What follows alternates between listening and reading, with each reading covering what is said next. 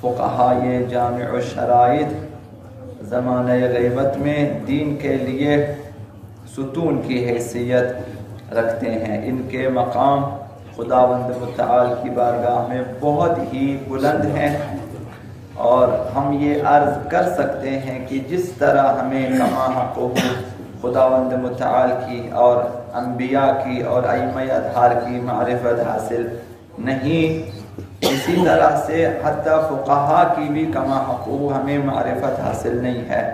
ہم نہیں سمجھتے کہ وہ کن مقامات کے مالک ہیں. ایسے ہی نہیں ہے کہ خداوند متعال نے انہیں نائب امام بنایا ہے، اور ویسے ہی تو خداوند متعال نے انہیں وارث انبیاء قرار نہیں دیا ہے. خداوند متعال کے حکم سے اہل بیت اطہار نے، پیغمبر اسلام نے کبھی فرمایا کہ میری امت کے فقہاء بعد انبیاء بنی اسرائیل سے بھی افضل ہو سکتے ہیں. تو یہ مقامات ان کے لیے ہے. حضرت آقا امام جعفر الصادق علیہ السلام نے عمر ابن حنظلہ سے فرمایا کہ جو شیعوں میں ہماری روایت احادیث کو بیان کرنے والے روایت کرتا اور ہمارے حلال و حرام کو جانتا ہو اور ہمارے احکام کو پہچانتا ہو، فقیہ اسی چیز کو، اسی شخص کو کہا جاتا ہے جو احکام شرعیہ کو دقیق جانتا ہے، بڑی دقت کے ساتھ، موشکافی کے ساتھ جانتا ہے. فقیہ اسی شخص کو کہتے ہیں. اور جو ہماری جو شیعوں میں فقیہ ہو اور بس اس کے حکم پر تم لوگ راضی ہو جائیں، یا امام صادق نے فرمایا فقہا کے احکامات پہ تم راضی ہو جائیں، میں نے ایسے عالم فقیہ کو تم پر حاکم قرار دیا ہے.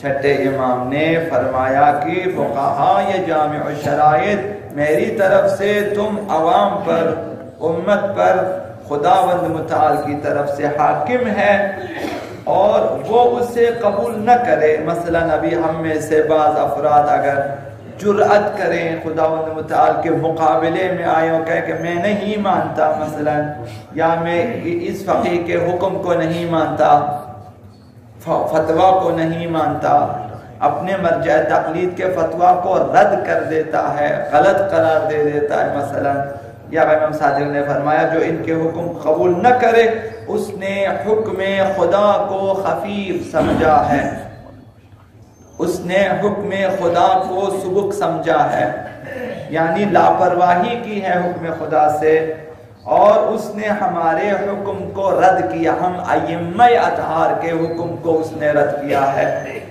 اور ہمارے حکم کو رد کرنے والا خدا کے حکم کو رد کرنے والا ہے، اور یہ چیز خدا کے ساتھ شرک کرنے کے مترادف ہے.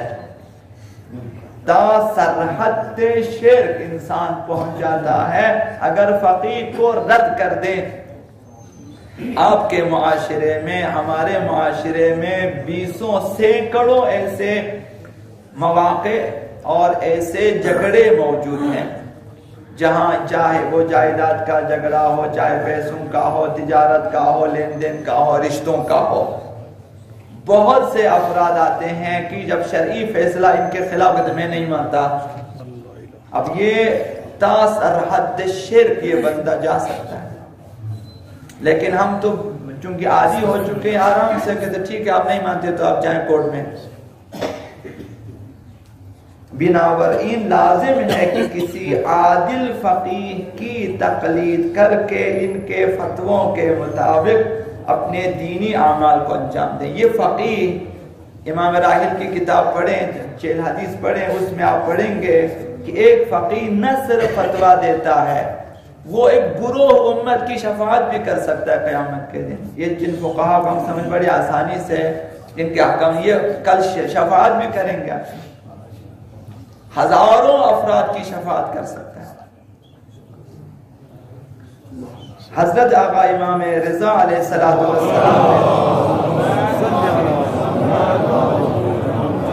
نے ارشاد فرمایا، بحار الانوار میں یہ روایت موجود ہے، فرمایا کہ فقیہ سے قیامت کے دن کہا جائے گا کہ آل محمد صلی اللہ علیہ وسلم ان کی کفالت کرنے والے اور ضعیفوں اور کمزوروں کی ہدایت کرنے والے، تم آل محمد کے دوست ہو، تمہیں ان کی شفاعت کرنی چاہیے۔ فقیہ سے قیامت کہا جاتا ہے کہ ان کی شفاعت کریں آپ، خداون انہیں آپ آئیں شفاعت کریں، فقہا کو دیں شفاعت کریں ان کی، جنہوں نے تم سے دینی مسائل سیکھے ہیں۔ آپ صرف آیت اللہ سستانی کی تقلید نہیں کرتے، وہ آپ اس کو شفیع بھی بناتے ہیں، قیامت کو شفاعت کر سکتے ہیں۔ مقام معظم رہبر ہے کہ آپ صرف تقلید نہیں کرتے، احکام سیکھیں، عمل کریں، کل وہ شفاعت بھی کریں گے۔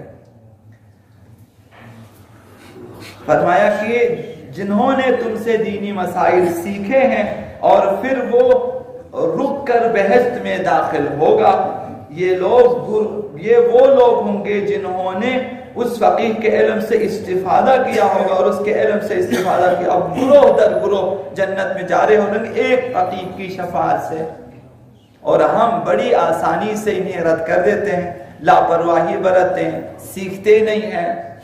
اگر کبھی دل نے چاہا پھر کسی سے سوال کرتے ہیں اور آ کر چھوڑ دیتے ہیں، اور ایک عمر ہم گزار لیتے ہیں بغیر احکام شرعیہ کے، بہت سارے مسائل ہم ناواقف ہوتے ہیں۔ یہ خود نور ہے، اب ہم اپنے سینوں کو نور الہی سے خالی کر دیتے ہیں۔ احکام نور الہی، علم الہی سے اترنے والی چیزیں، علم الہی جبریل امین کے قلب پیغمبر پہ اترنے والی چیزیں، سینہ بسینہ ائمہ اطہار تک منتقل ہونے والی چیزیں ہیں۔ آپ کیا سمجھتے ہیں کہ اگر یہ احکام سیکھیں قرآن کی مطالعے سے کم ہے؟ کیا قرآن کی تلاوت سے ایک مسئلہ یا قرآن کی تلاوت سے کم زیادہ ثواب رکھتا ہے؟ آپ فقہا سے پوچھ سکتے ہیں۔ ایسی روایتوں سے فقیہ کی عظمت اور اس کے عمل، لوگوں کو دینی مسائل کی تعلیم اور اس کی اخروی پاداش، بہشت اور شفاعت کی عظمت کو ہم سمجھ سکتے اسی ایک حدیث سے۔ نہ صرف یہ کہ ہم نے عمل کیا تو ہم نے عمل کیا، پاداش اخروی اپنی جگہ ہے، بہشت اور شفاعت بھی ایک فقیہ جامع شرائط کی وجہ سے ہمیں میسر آ سکتے ہیں یہ چیزیں۔